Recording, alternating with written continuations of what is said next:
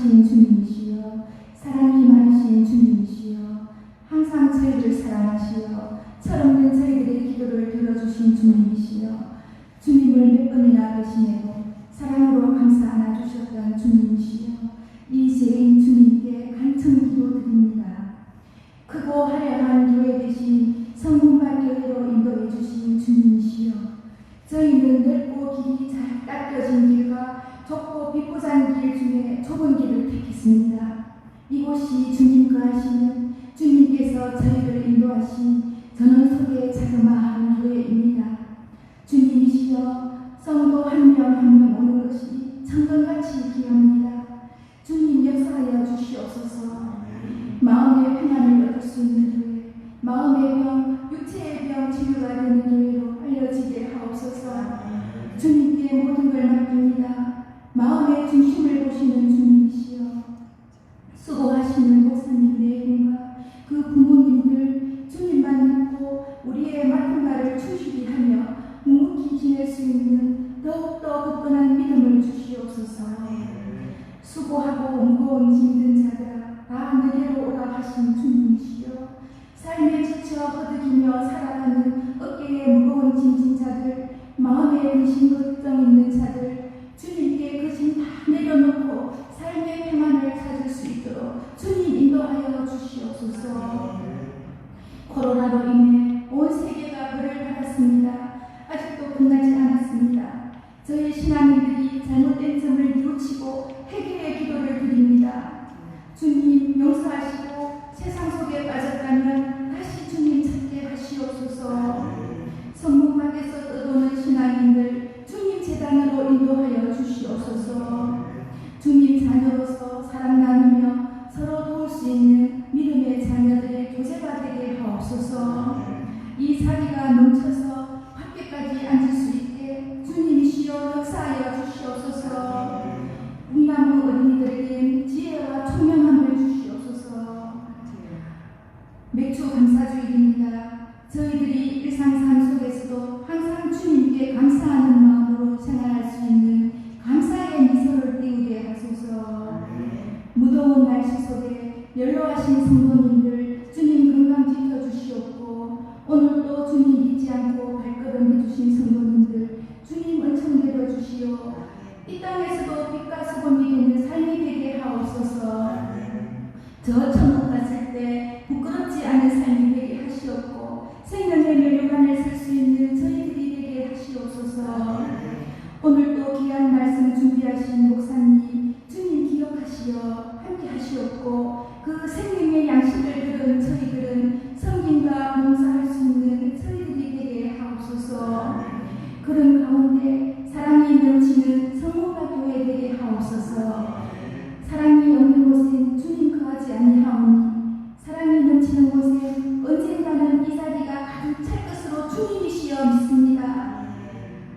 저희 곁에 계신 주님께 감사드리며 예수님 이름으로 기도드렸습니다.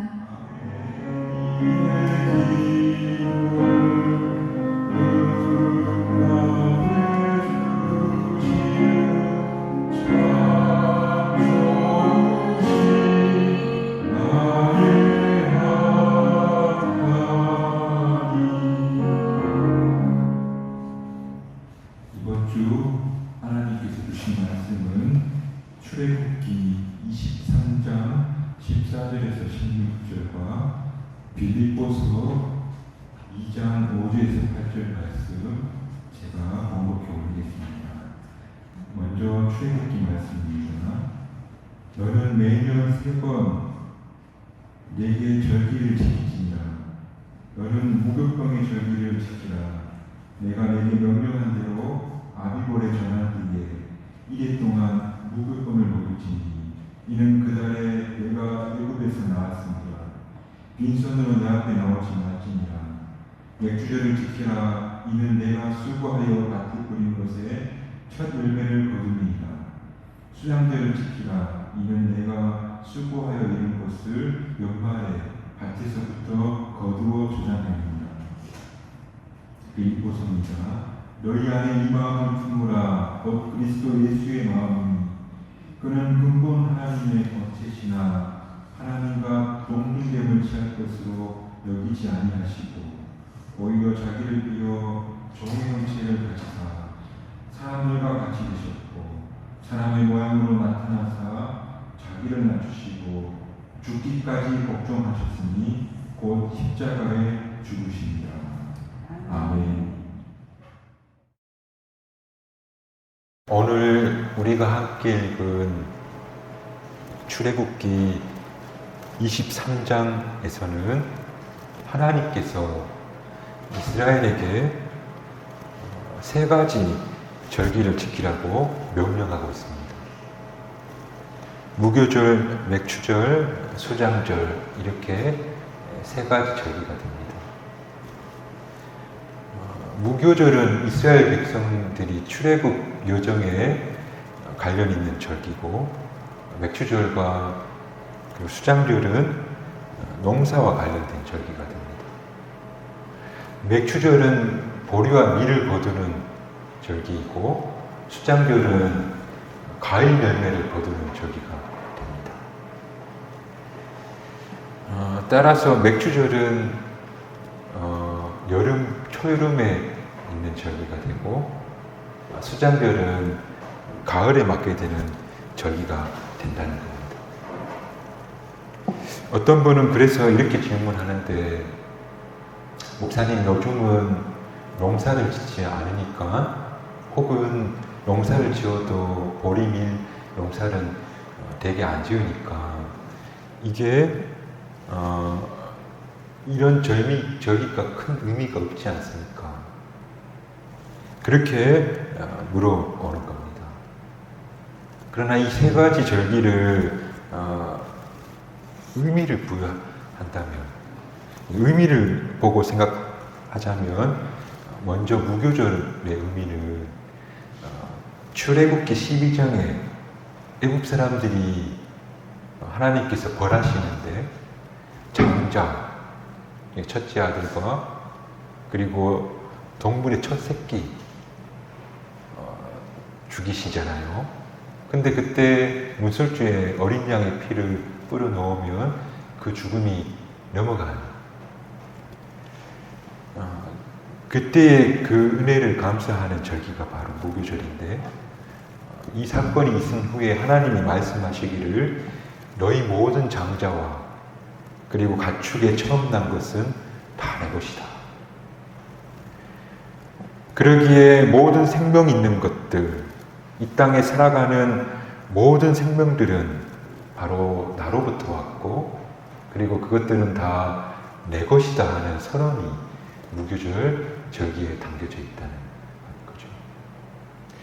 그래서 그런 의미로 보자면 무교절도 수장절도 해석할 수 있는데 하나님께서 생명을 주셨고 그리고 그 생명을 유지하기 위해서는 우리에게 필요한 양식이 있어야 되는데 그 모든 양식을 거둬들이게 하시는 분이 하나님이시다.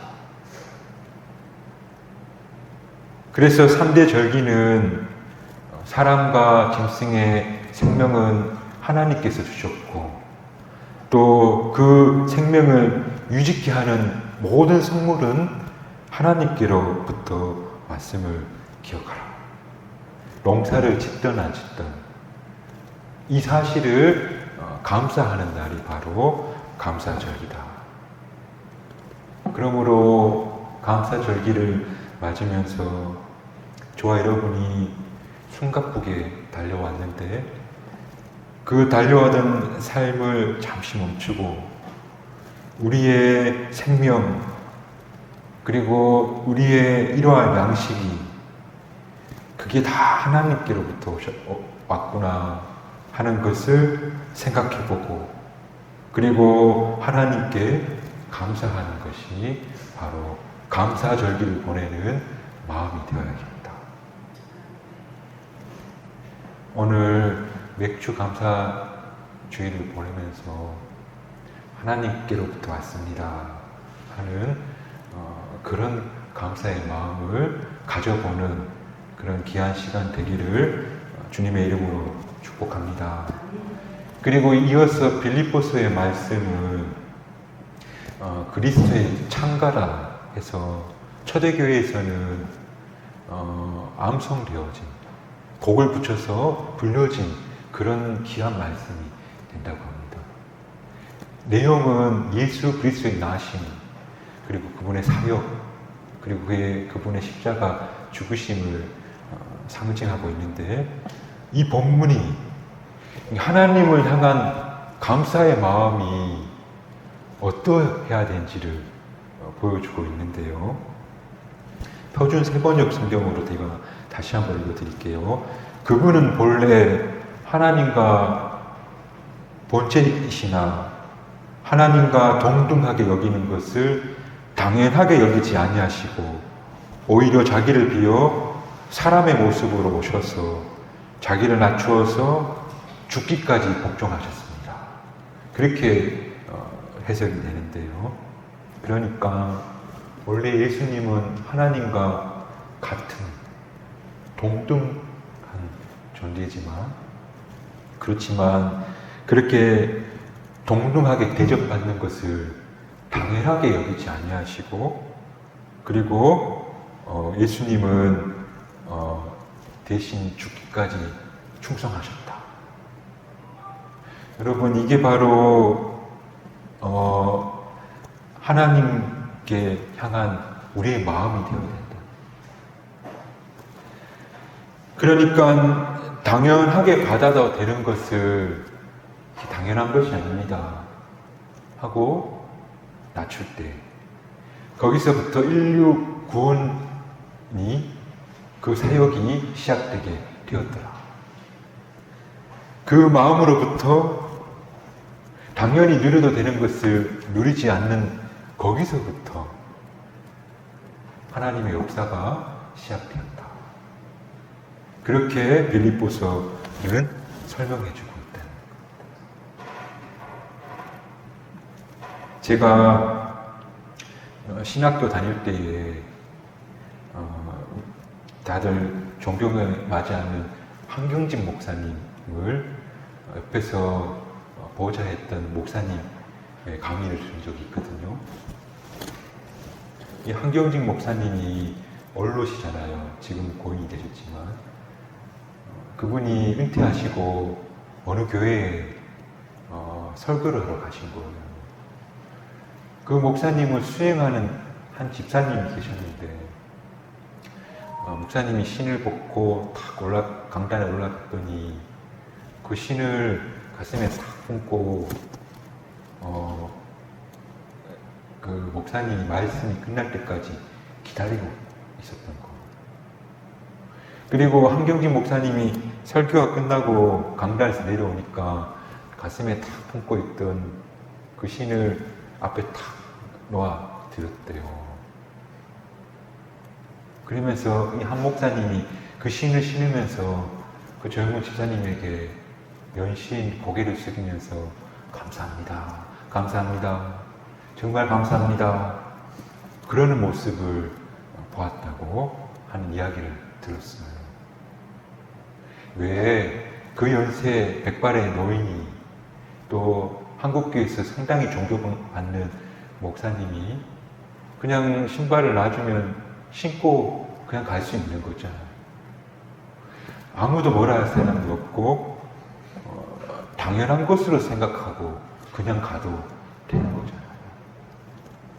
그런데 고개를 숙이면서 연신 감사합니다, 감사합니다 하는 거예요.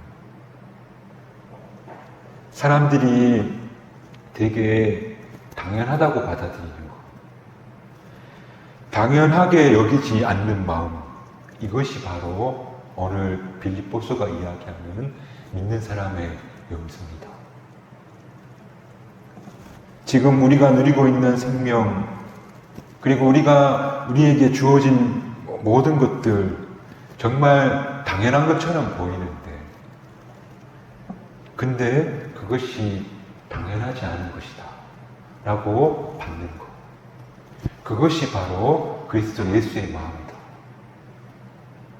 물론요, 여러분들이 수고하고 노력해서 이만큼 누리고, 또 아이들은 별탈 없이 자라고, 그리고 별 어려움, 사건, 사고 없이 지내고 있는 것처럼 보이는데 제가 한번 진짜 물어보는 건데 한번 물어볼게요. 정말 그것이 다 당연한 겁니까? 오늘 여러분 자신에게 한번 물어보시기 바랍니다.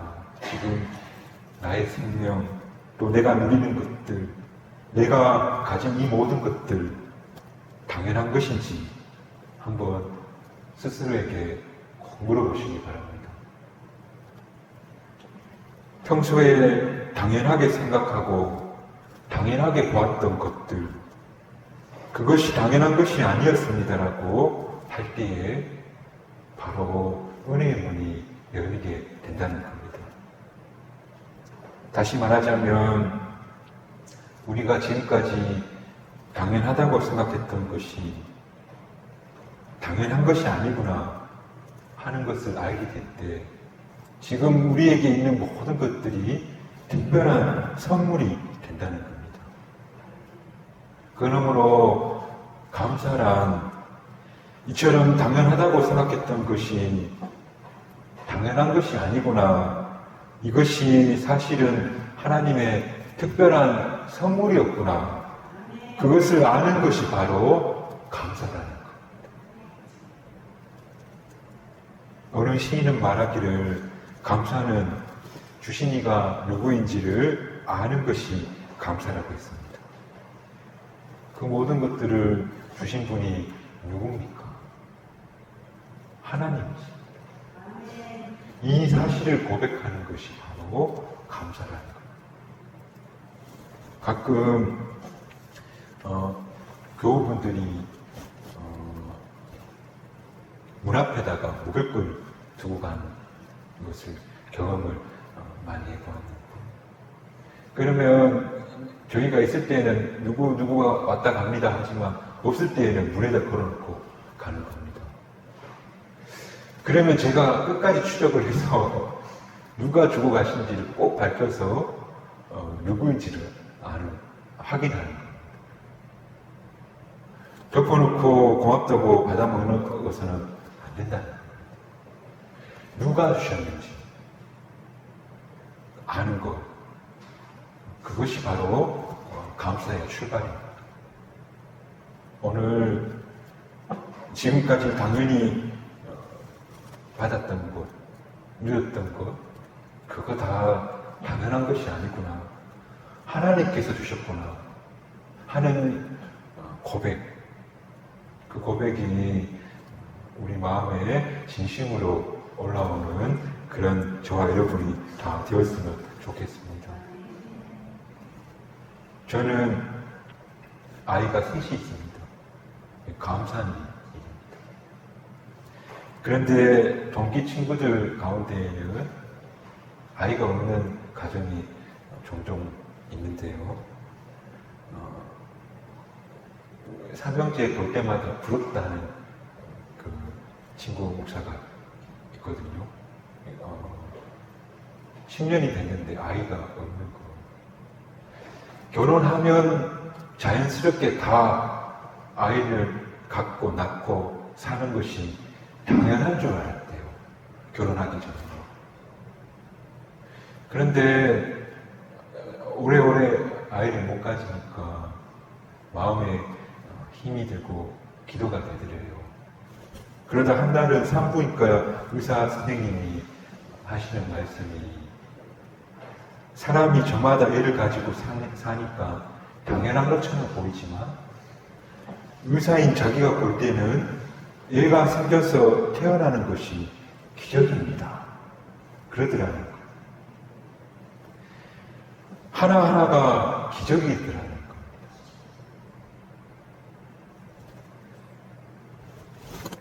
그분 보시기에는 제가 기적을 3번이나 경험합니다. 근데 우리는 이것을 당연한 것으로 여기고 살았다는 거. 당연히 그렇게 되겠지 하는 마음으로 살았더라고요.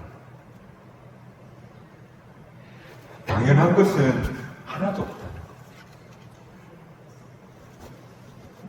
거. 농사를 짓는 분들은 잘 아시지만 지어보신 적이 없는 사람이나 아이들은 씨를 뿌리면 당연히 거두는 것으로 하는 겁니다. 사실은 하늘과 땅과 사람이 함께 용을 써야 되지 않습니까?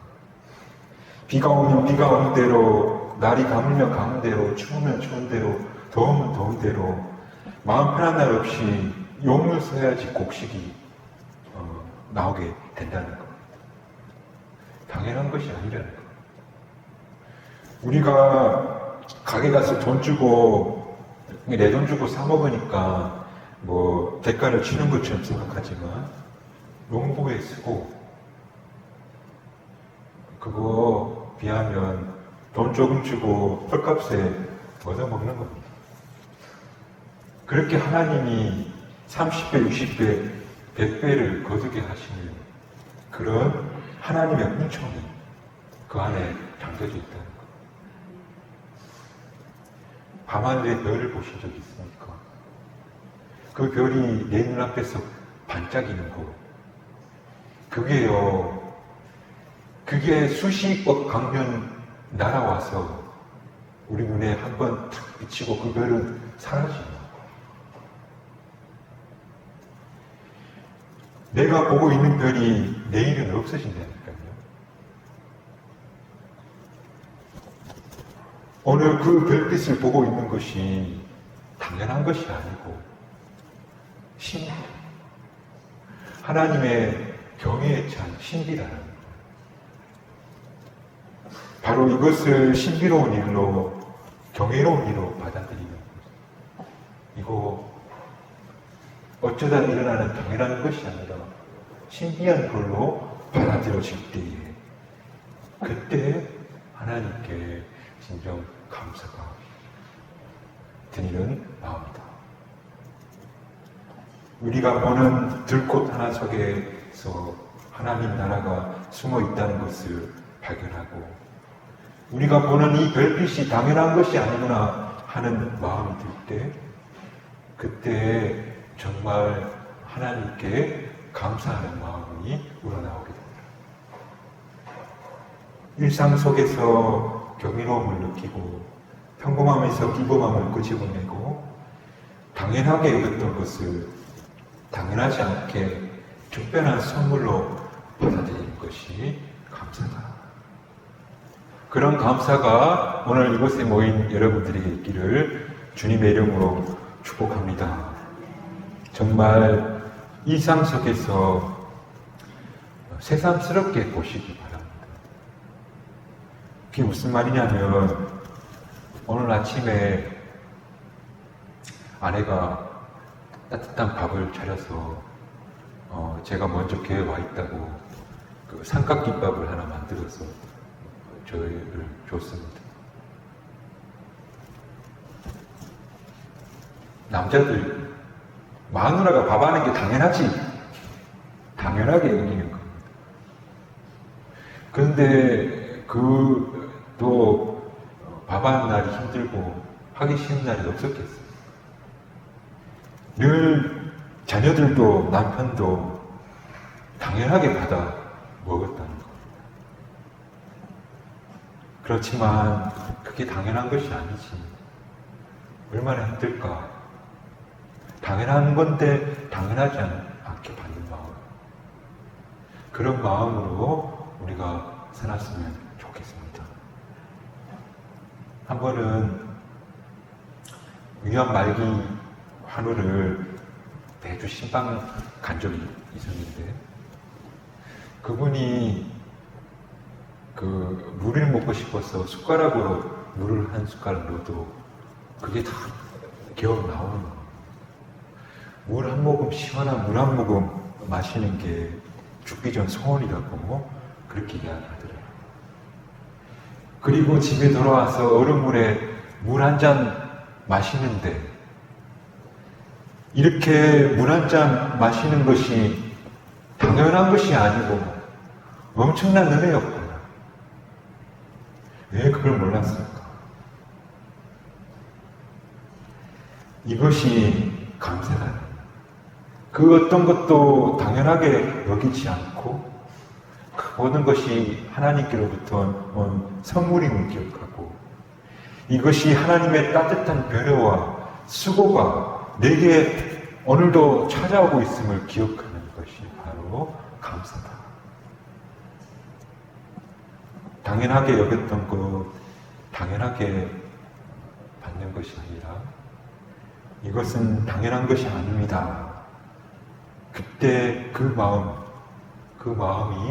마음이로부터 하나님의 크신 구원사요. 내가 동등되게 여김을 받지 아니하고 다 비워서 하나님 자녀가 되겠다 하는 그 마음, 인간이 되어서 십자가에 죽겠다 하는 그 마음이 우리에게 있기를 주님의 이름으로 축복합니다. 그러므로 눈을 들어서 자신과 주위를 둘러보시기 바랍니다. 아무리 작고 사소한 것도 당연한 것은 전혀 없습니다. 모든 것들이 하나님의 특별한 섭리와 계획하심 안에서 주어진 것을 믿습니다. 하는 마음으로 살아가는 저와 여러분이 되시기를 주님의 이름으로 축복합니다. 모든 것을 당연한 것으로 여기지 않고 감사의 선물로 받는 그런 성무각교회 교우들 되시기를 주님의 이름으로 축복합니다. 기도하겠습니다. 주님, 돌아보면 우리가 주님의 놀라운 은혜 가운데 살고 있음에도 불구하고 우리는 늘 그것을 당연한 것처럼 생각해 왔습니다. 그것이 은혜의 선물임을 알지 못하고 불평하고 탄식할 때가 많았습니다. 주님, 우리의 눈을 여셔서 보게 하여 주십시오. 우리가 얼마나 당신의 섭리와 은총과 배려 가운데 살고 있는지 보게 하시고 그 모든 것들이 나를 위한 것임을 깨닫게 하시고 당연하게 여기지 않게 하시고 감사한 마음으로 한평생 살아가는 저희들 다 되게 하여 주옵소서. 감사드리며 이 모든 말씀 예수님 이름으로 기도드립니다.